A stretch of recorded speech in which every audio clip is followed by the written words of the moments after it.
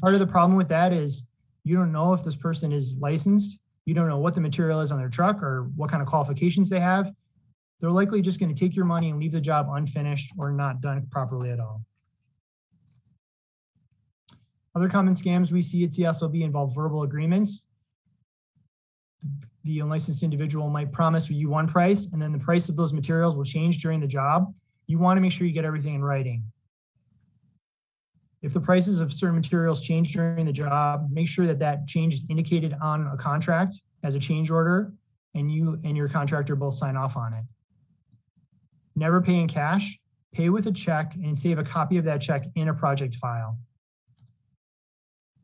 So what can you do if you've been scammed? Well, please contact CSLB for a complaint form, 1-800-321-CSLB or 2752. You can also find complaint forms on our website. You just click on the file complaint button as you see on your screen. It's very important to note that seniors have 4 years from the date of construction to file a complaint. And you have a 5-day right to cancel a contract. That protects you from those pressure tactics that I talked about earlier, solicitors at your door. Here's an example of where the file complaint button is on the website. So why should you use a licensed contractor? Well, licensed contractors have passed trade and law exams with CSLB and they've undergone background checks. CSLB licensed contractors are also required to hold a $15,000 contractor bonds and have workers' compensation insurance for all employees.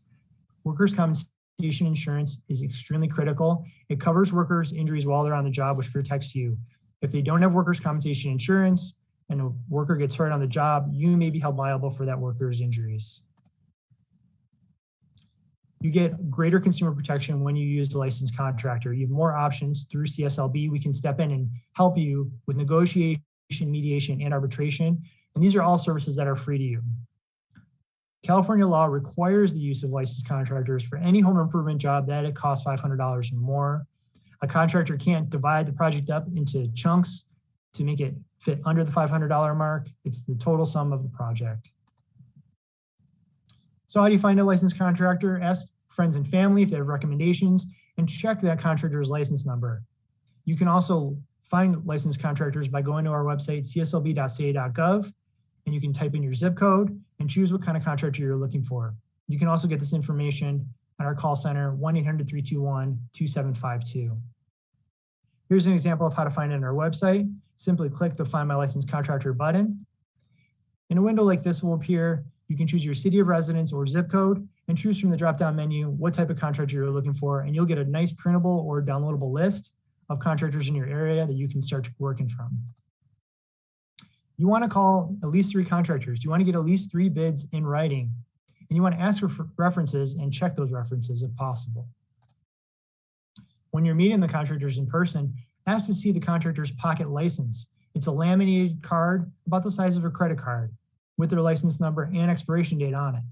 You want to compare this pocket license with a picture identification, usually a driver's license.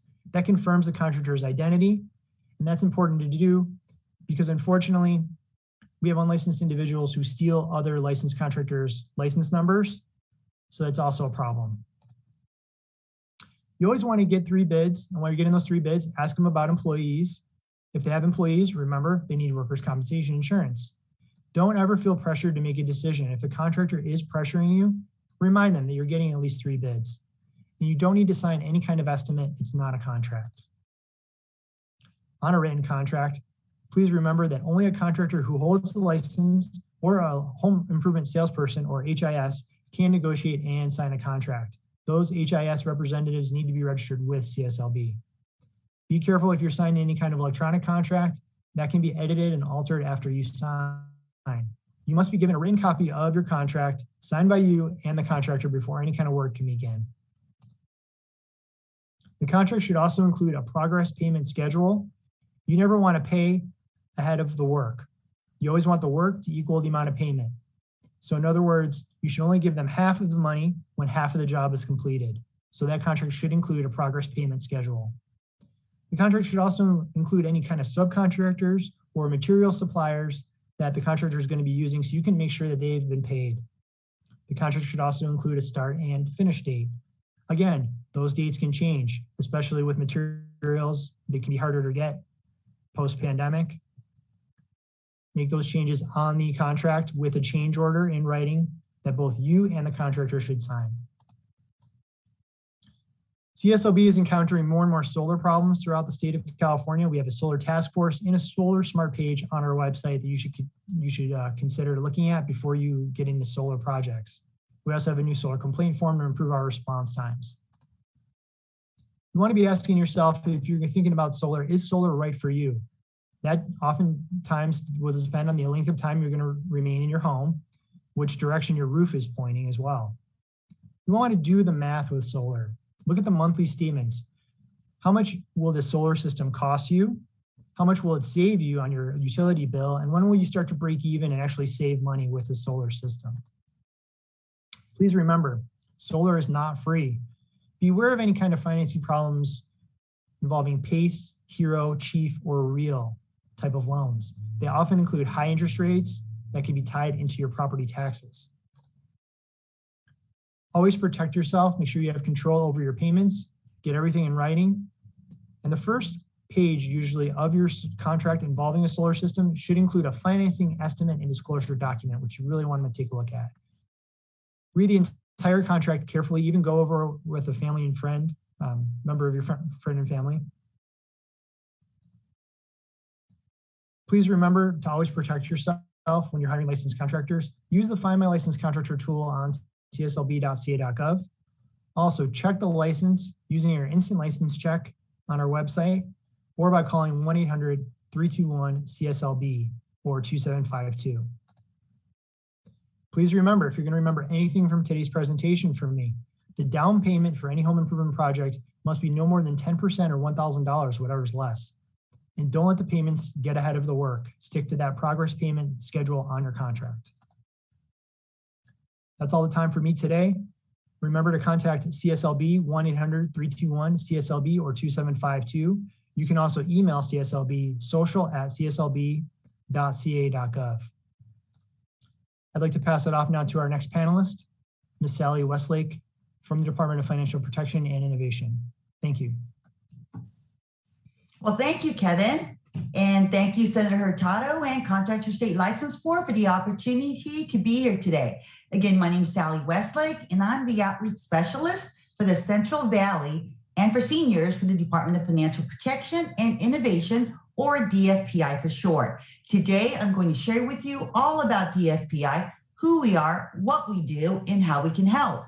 And more importantly, tell you about some of the financial scams out there now so that you can protect yourself from fraud and not become the next victim.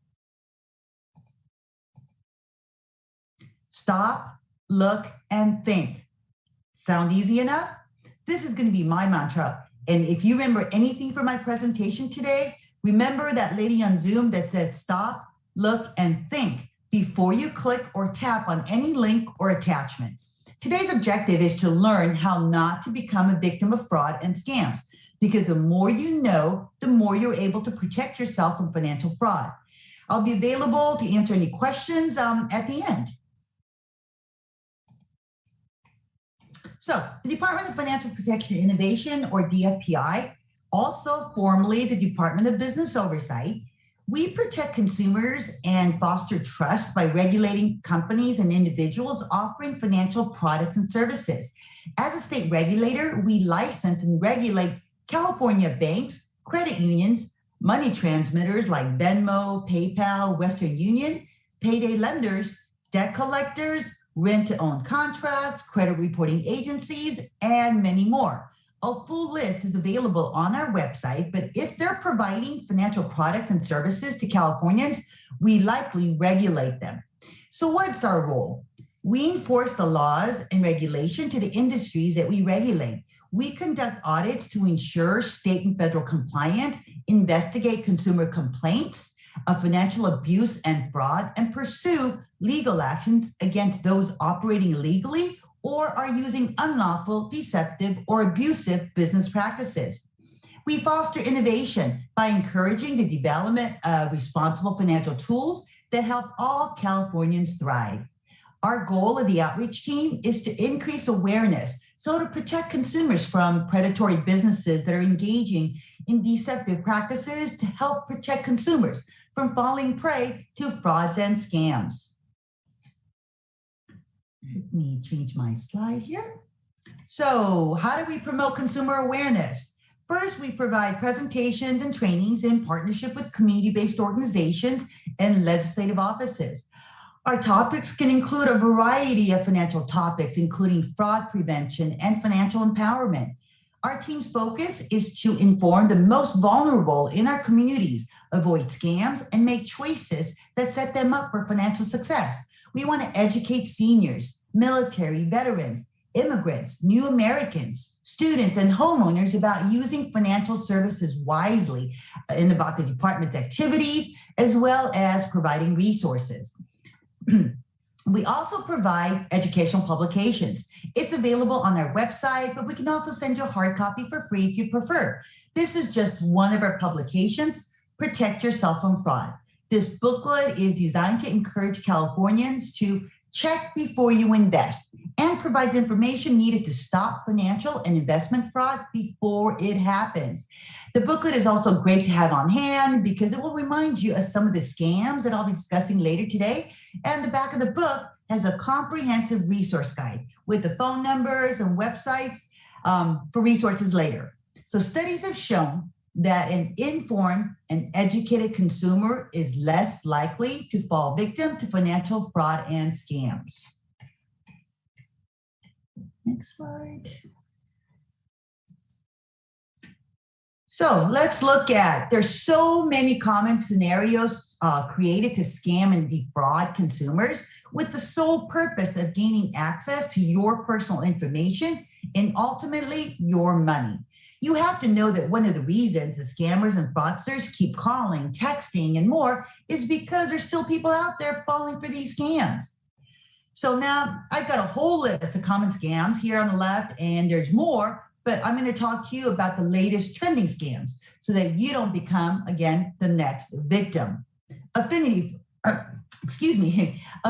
fraud. It's on the rise again. Affinity fraud refers to investment scams that prey upon members of identifiable groups, such as religious or ethnic communities, the elderly, and even some professional associations. The people who promote these affinity scams frequently are or pretend to be a member of that association. They often enlist respected community leaders to spread the word about the scheme, convincing them that a fraudulent investment is actually legitimate and real. An example, a leader in the Filipino community was duped into promoting an affinity fraud. Filipino communities are very tight-knit, but this leader, quote, endorsed this investment and many members of the community jumped right in. They took out loans, mortgages, and invested because everyone else was doing it within their community.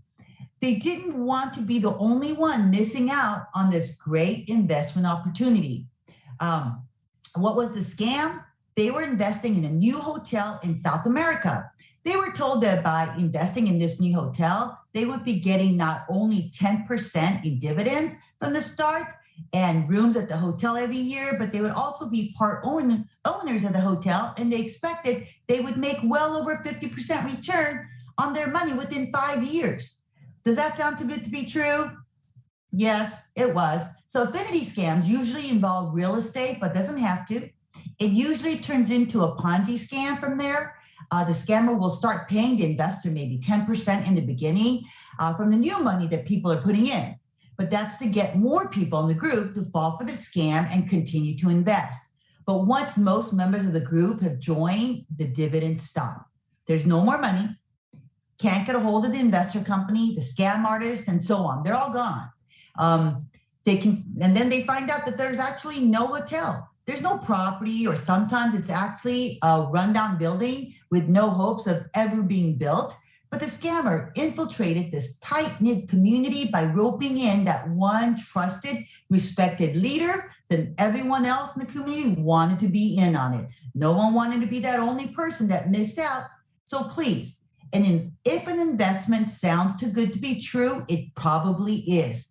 Do the research. Look up the investment company, persons. Are they licensed to do business? Call us to verify. Verify everything before giving someone your hard-earned money. The next scam is advance fee for scams, okay? In an advance fee or advance fee loan scam, scammers promise they'll get you a loan, a credit card, or access to credit. Or they say they'll put you in touch with a lender who can almost certainly get you those things, no matter your credit history. But first, they say you must pay up front. The scammer may say the money is for a fee for processing, insurance, an application, or something else. But this is a lie. There's no loan, there's no lender, and if you pay the scammer and your money is going to disappear and be long gone.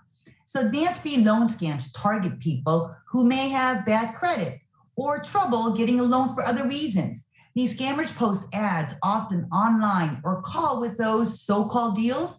Many scammers buy lists of the names of people who have searched or applied online for payday or other types of loans. So here's what you need to know.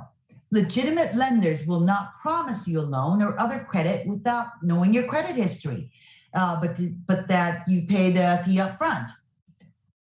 Real lenders can require an application or appraisal fee before they consider your loan application, but nobody legit will tell you that paying a fee guarantees that you'll get a loan.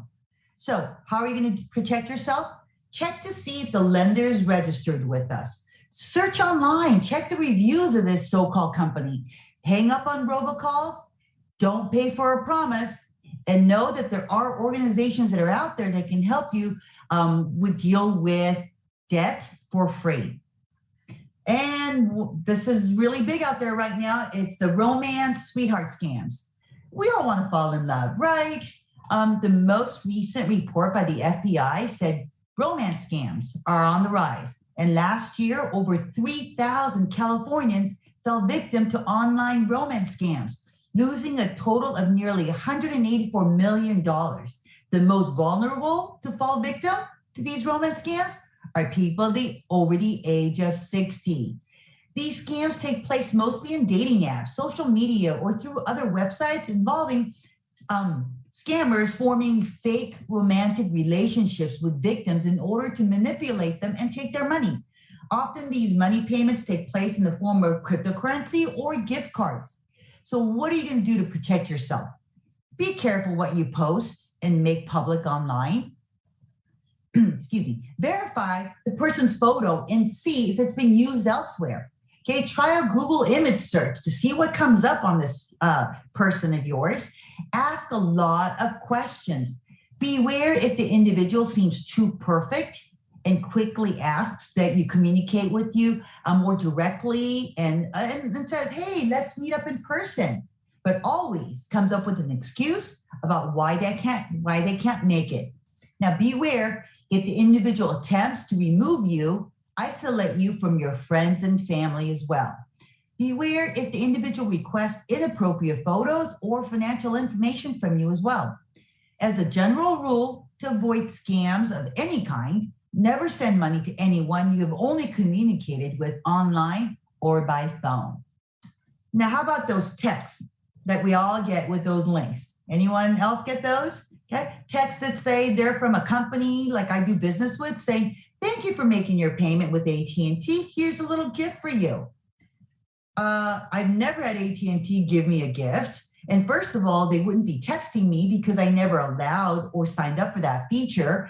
So AT&T should be emailing me with any advertisement and offers, not a text from an unrecognizable number with a link. Nope. Remember, stop, look, and think before you can contemplate clicking on that link. I also get text messages that there's from someone that says there's a delay with my delivery, so click on this link. Again, if I didn't sign up for texting option from this business and I'm not even expecting a package to be delivered, I'm not falling for it.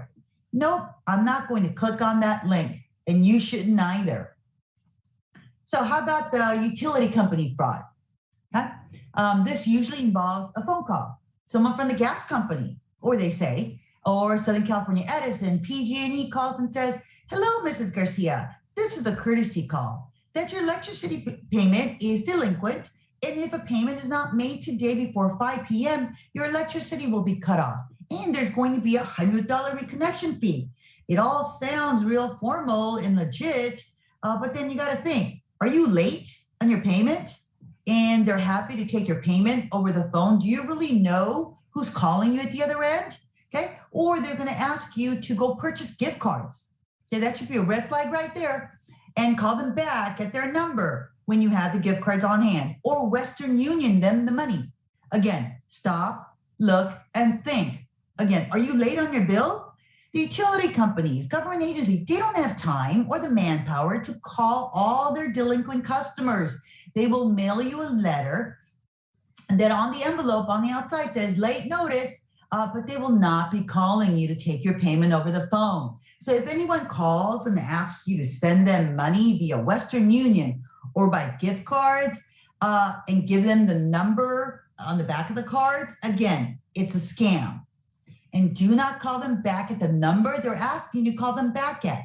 Instead, you're going to go to the source. Okay, you're going to look up the company's phone number on the internet. Make sure it's a legitimate site, or better yet, if it's your bank or you have a statement from PG&E, look up the customer service phone number. Make sure you know who you're calling, who is going to be at the other end of that phone call. Even if they, the number in the caller ID says Edison or even Social Security Administration, and they leave you a callback number, stop. Go to the source, okay? Make sure that you call back the correct number from an official website. Again, scammers can make any number look like they're calling from the DMV, the IRS, or any governmental agencies nowadays. So please, you have to be careful. Also, you want to be on the lookout for some bogus and copycat sites, especially when you're shopping online. Please make sure that the website you go to is the correct, legitimate site you actually want to be on. How do you check? Make sure you look at the address at the top and that it has a lock on it and that it's secure, and it also has HTTPS. Furthermore, you're going to look at the address itself. Okay, does it really say Amazon.com or Amazon.com? Okay, .com versus .com, for example. One letter off, and you could be at a bogus site that's willing to steal your personal information, your credit card number. So please do your search. Just take a minute and think before you start clicking away and providing financial information and credit card numbers on any website. Look at the next slide there. So during the stay-at-home orders, what did a lot of us have to do? Shop online. And now we have to use more and more digital methods to shop. So remember when some stores wouldn't even take cash and they were out of change? That was just under a year ago. So let's take a look at some cyber safety things that we can do. What are we going to do to protect ourselves from becoming the next victim? Financial institutions that we regulate spend millions of dollars on cybersecurity, and they have one of the most secured networks, and still companies get hacked. So knowing this, we have to do our own share to protect our accounts and our money. First, safeguard your PIN number. Do not use the same PIN number for all your accounts or apps. Let's talk about your cell phone. If you lost your cell phone today, what are they going to be able to steal from you? Do you have a Venmo app, Zelle app, your mobile banking app on there, credit card number stored on the phone, or a wallet like Apple Pay, Google Pay, and etc.? So if you happen to have one PIN number for all those apps, they could so easily access and steal your money within minutes. Now, if you lose your phone, the first thing you're going to want to do is you're going to want to remotely reset your phone to factory settings immediately so that it can erase and remove your financial information and apps from the phone. If you don't know how to do that by yourself through the computer, through the internet, make sure you contact your cell phone carrier so that they can help you do this. If you use a debit card when shopping in person, use the credit card option. Bypass that PIN number entry by hitting the green or enter button and let the charge go through as credit and not debit.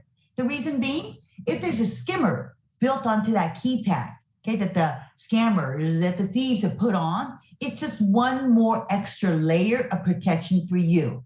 Because if they get your PIN number along with your debit card number, they can access your account within minutes, again, within hours, and your bank account will be completely drained out.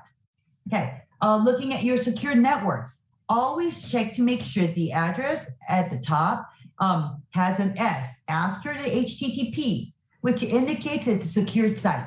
Okay, and that lock that you see is closed. Also, if you have to use free Wi-Fi like at Starbucks, okay, we've all had to do it once or twice. Make sure to come off the Wi-Fi and close all your browsers. And do not do any banking or shopping where you have to enter some financial information while you're on this free Wi-Fi.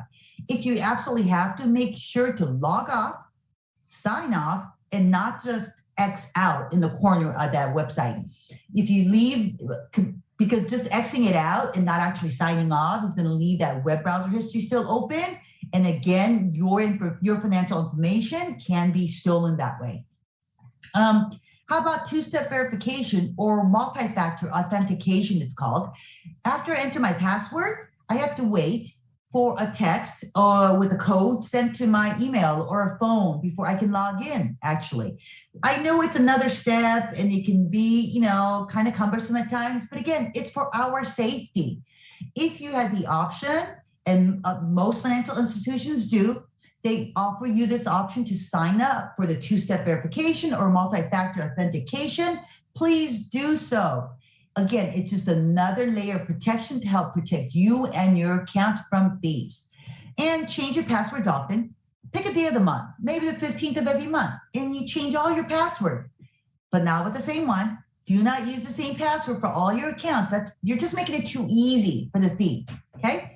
The best password you want to consider using could be a sentence or a paraphrase, okay? Like, I went to the Senior Scam Stopper webinar today. Then you're going to use the letters capital I, W, T, T, S, S, S, W, T. Add some numbers and a sign that you're going to be able to remember, okay? But if you're like me and you've got lots of accounts, I also do have to write down my user ID and password on a piece of paper that I keep at home safely tucked away, okay? You might want to consider that.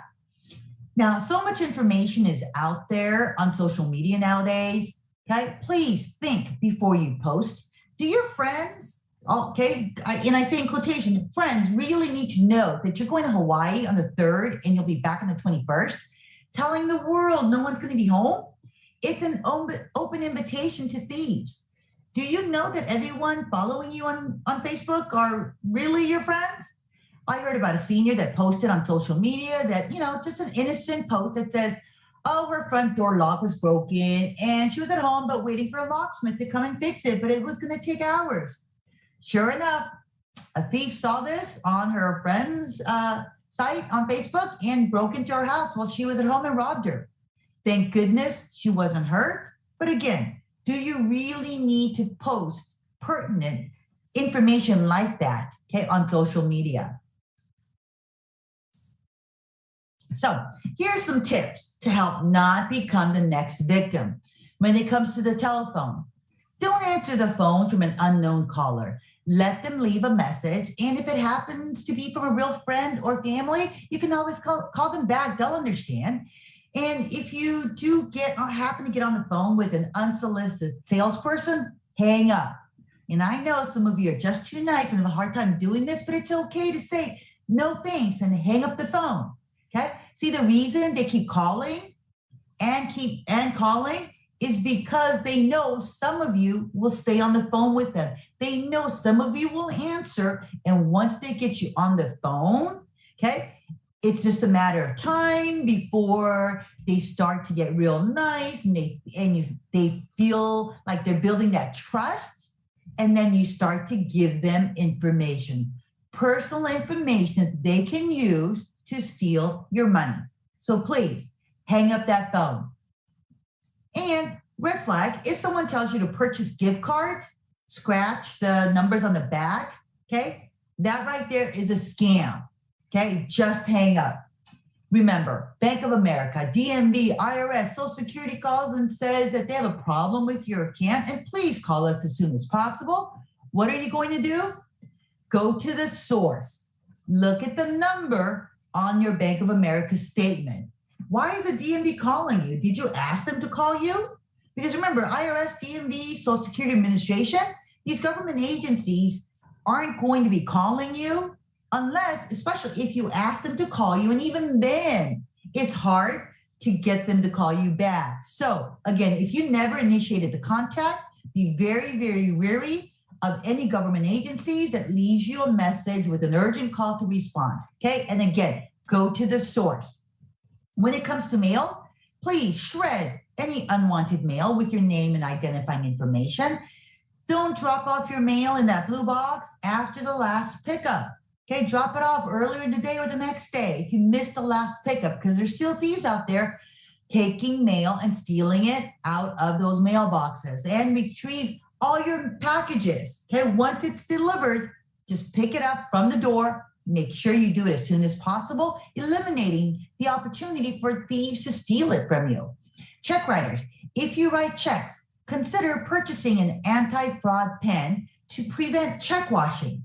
So I don't know if you've heard of it, but if you just write a check that says to Sally Westlake, $500, and it's signed by Jane Doe. If a thief steals, okay, from your mail, this check, okay, they've got your signature. What they're going to do is they can wash the ink off of the pay to number and the dollar amount, okay? And they could put it to Joe Schmo for $1,500. Go cash it and the amount $1,500 because it's got that signature on there.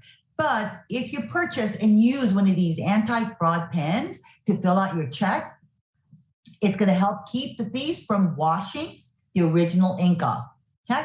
And if you are a victim of identity theft, please file a complaint with the Federal Trade Commission at reportfraud.ftc.gov.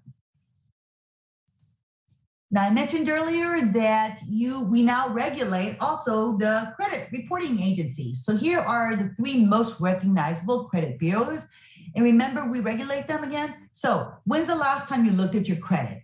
Each credit reporting agency will give you 1 free credit report per year, okay? So if you really want to stay on top of this, you can get a free credit report every 4 months by rotating 1 agency at a time to get your free report.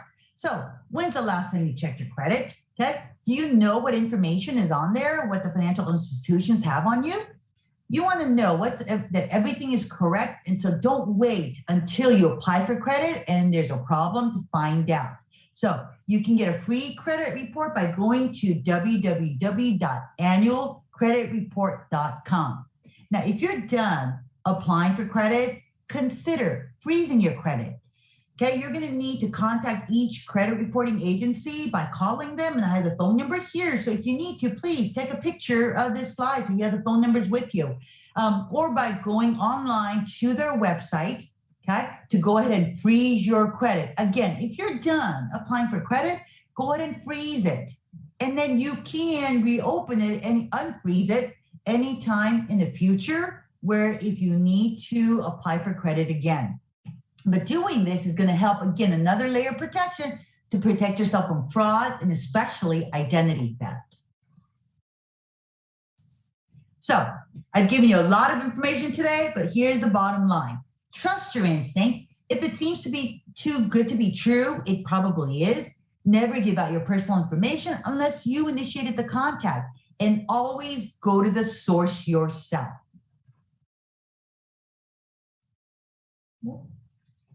So visit our website for more information about all the financial institutions and professionals we regulate, and to check the status of their license. Call our toll-free number at 866-275-2677 to speak with one of our call center representatives if you have questions or need assistance about any financial service or lender.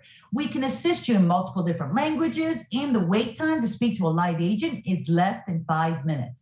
And we never ask for anyone's immigration status. You all out there are vital to the department, as you are our eyes and ears. So if you know of someone breaking the law, let us know. You can file a complaint anonymously, online, or by calling us. Don't be afraid to contact us, because again, we're here for you. And for updates and information, subscribe to our monthly newsletter. We provide consumer alerts on frauds and scams and can help consumers stay in the loop with us. Follow us on Facebook, Twitter, and LinkedIn. And also coming up from DFPI is our next webinar called Get Help with Your Student Loans on March 29th. If you have family members that have student loans and have questions, please have them join our webinar. Again, you can get more information by visiting our website at www.dfpi.ca.gov. So I'm going to be wrapping it up here. But again, stop, look, and think before you click or tap. Daria, all yours. Thank you, Sally. My colleague Lisa Strange will be doing the slides, for you. So my name is Duria Sayed, and I'm part of the Northern California outreach team with the California Department of Insurance. Thank you for the opportunity. To be here today. I'll start with the brief overview of the Department of Insurance, discuss some common insurance scam, and then close with resources available to you from the department. California Department of Insurance, also known as CDI, is a state agency, and we regulate the insurance marketplace. We regulate all lines of insurance, homeowners, auto, life, health, to name a few. We also regulate the insurance companies, agents, and brokers that sell insurance. All of CDI functions, including overseeing insurers, solvency, licensing agents and brokers, conducting market conduct reviews, resolving consumer complaints, and investigating and prosecuting insurance fraud, are to protect consumers. As a consumer, if you ever have a problem with your insurance company, agent, or broker, call us for help. Next slide. So now first, I'd like to reflect on what our department accomplished, for California consumers last year. Our community relation and outreach brand hosted 275 events and reached more than 166,000 consumers. Rate regulation and legal branches helped return over $3 billion to consumers due to their reduced driving and business activity during the pandemic. Consumer services team helped more than 40,000 consumers and recovered over $134 million in insurance benefits since the start of the year. Next slide, please. Reports indicate seniors are the largest populations targeted for scams. Why are seniors big targets? Because seniors have accumulated wealth. Seniors may have money accumulated in their homes, life insurance, retirement savings, and someone wants to steal a piece of your hard-earned savings. Good news is that there are a lot of protection programs for seniors. Let's talk about popular scams. There are some scams. There are 4 things you should be aware when it comes to COVID-19 scams. Scammers are out there preying on COVID-19 fears by offering COVID-19 tests or cures in exchange for personal information. However, the services are unapproved or illegitimate. Fraudsters are using phone calls, text messages, social media, and door-to-door visits to steal your information. Scammers use the personal information they collect fraudulently to fraudulently bill federal healthcare programs or commit medical identity theft. If Medical or Medicare deny the claim, then you could be held responsible for the cost. Number 3, COVID-19 fraud is rapidly evolving. Be cautious of unsolicited requests for personal information, especially Medicare and medical account numbers. Be suspicious of unexpected phone calls, texts, or visitors offering COVID-19 tests or supplies. Do not and I say again, do not open emails from unknown individuals with hyperlinks, text about COVID-19. Ignore offers or ads for testing or treatment on social media. And number 4, if you suspect fraud, take action. Report it immediately to the Office of Inspector General online at oig.hha.gov or call 1-800-447-8477. Next slide, please. One of the most popular scams involving insurance is an annuity. Why? Californians spend over an average of $20 billion on annuity, a lot of money to be made by scam agents. An annuity is a contract between you and the insurance company.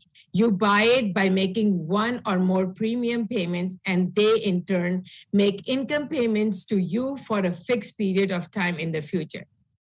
It's often used as an investment vehicle for retirement income. It's sold by licensed insurance agent, usually with financial background. Growth in annuities are also tax deferred. Annuities are great for some, but lousy for others. Why? Usually because of the 7-year surrender charge. There is a big penalty for you to take your money out if you need it, maybe in case of an emergency. But agents love to sell it because of the big upfront commission. Then starts twisting and churning. This is when the agent gets you into one annuity, then 12 months or 18 months later, calls and says he's found a better one for you, and you need to switch now. What that means to you? You may be hit with the penalty for earlier withdrawal, but it's more upfront commission for the agent again. And you might even have a tax implication on top of it. But if you have a financial advisor whom you've been working with for years, they know your financial goals, financial pictures, risk tolerance, and suggest adding annuity to your portfolio. And explain the type of annuity, the pros, the cons, and why it makes sense as part of diversifying your portfolio. Then an annuity can be the right investment for you. Do not make the decision to buy an annuity right away. Sleep on it and think it over with a family member or someone you really trust. If the annuity is a good deal today, it will still be a good deal tomorrow. Other common insurance scams include premium theft and auto stage accidents. Premium theft occurs when you buy an insurance policy from an agent or broker, and they never actually buy or place or bind the policy with the insurance company. You must be, and the stage auto frauds, believe it or not, it still occurs. If you get into an auto accident and something just doesn't feel right, call the police and report it to your insurance, If your gut tells you something isn't right, like Sally says before, it's not right. Take a deep breath. Don't feel rushed. And make any decisions at the exit, and don't make any decisions at the accident site. Do not admit fault. Do not tell anyone about your insurance policy or the coverage limits. You do have to exchange your insurance carrier information, but nothing more. Call the police. Call your insurance company. So what are some scam warning signs? Now we all know the saying. If it sounds too good to be true, it probably is. And I'm going to echo Sally here. The agents offer free seminars in sites like assisted living centers, retirement community, or places of worship, or nice restaurants for a free meal. I received one last week with a picture of a big steak dinner. The agent offers to create or update a living trust in order to see your financial information. They're trying to find new clients that can potentially be worth a lot more money to them than the free living trust they are offering. They want your financial information, and it is up to you to guard it. Remember, there is no senior retirement living trust specialist.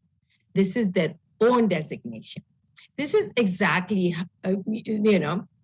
seniors have more rights when it comes to insurance, and it's called Senior Insurance Bill of Rights, SIBOR. And the full list can be found on our website. And one senior right is that you may review a policy of life, annuity, long-term care, or Medicare supplement for 30 days after you receive the policy in order to decide whether you wish to keep the policy. If you decide you do not want the policy, you can return it for full refund, except for some variable annuities. What can you do to avoid becoming a victim of insurance fraud? Step one is check the status of the insurance company and agent on our website and make sure they are in good standing.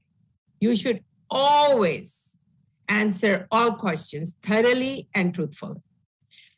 False statements or omission can cancel the policy. Do not leave any blank spaces on an application. Dishonest agents can fill in blanks without your approval. Get everything in writing and compare policies. Don't pay with cash. Make checks payable to the insurance company or agency's business name and not in the agent's name. Don't buy coverage you can't afford and only the coverage that you need. Avoid being over or underinsured. Most important, very important, ask questions. What does the policy cover? What is not covered and excluded? What is the cost and how often? If I cancel, are there any surrender charges? Is it suitable for me and my situation plans? Never feel pressured or intimidated. Consider having a trusted person with you. Agents know they should never use high-pressure sales tactics and never sign anything you don't understand. Next slide, please. What can you do to protect yourself? Don't engage. Don't be polite. Be stingy with your personal information. As Sally said, change your passwords. Hang up the phone. Stop being so nice and report fraud. If you suspect fraud, call someone, report it. There are 3 organizations to call here. And the last is a website that you can learn more about current insurance scams. Next up are some resources just for seniors. Seniors Gateway is a site on our website. And it's very close to my heart because I manage that website. It's a one-stop website intended to provide seniors, their families, and caregivers with the information they need to connect to helpful services and resources to find answers and solve problems. This includes information on topics such as avoiding and reporting abuse and neglect, preventing fraud, financial abuse and common scams, healthcare information, and your rights. So please visit www.seniors.insurance.ca.gov. We also have information guides specifically for seniors, annuities, what seniors need to know, driving for seniors, insurance bill of rights. All our guides are free and also available in the PDF on our website. We can also send some to your office for you to pick up. If you have questions about your current insurance policy, new policy, or you have been denied coverage, claim, or canceled, want to report a fraud, please call our consumer hotline at 800-927-4357. Again, it's 800-927-4357. We have experts that can assist you in different languages. We will never ask for your immigration status.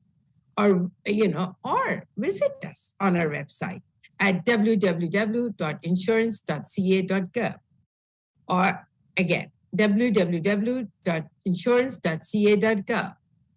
Thank you so much for your time. And I hope that you leave today remembering knowledge is power and you are ready to take action to protect yourselves.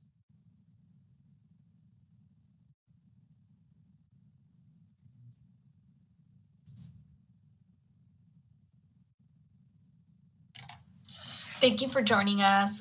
We currently don't have any questions. So I think that we'll go ahead and end the webinar. And thank you guys all for joining us today. And I hope you guys all have a great afternoon.